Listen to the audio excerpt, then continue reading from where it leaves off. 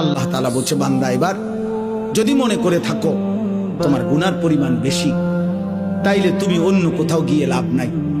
আমি আল্লাহ তোমাকে আশ্বস্ত করতে চাই, গুনাহ যদি তোমার আসমান পরিমাণ হয়, গুনাহ যদি তোমার সমুদ্রের ফেনা পরিমাণ হয়, গুনাহ যদি তোমার হিমালয় পর্বত ছুঁয়ে যায়, গুনাহ যদি তোমার এই জমিনের বালুকণা পরিমাণও হয়, তুমি অন্যদিকে যাইও না।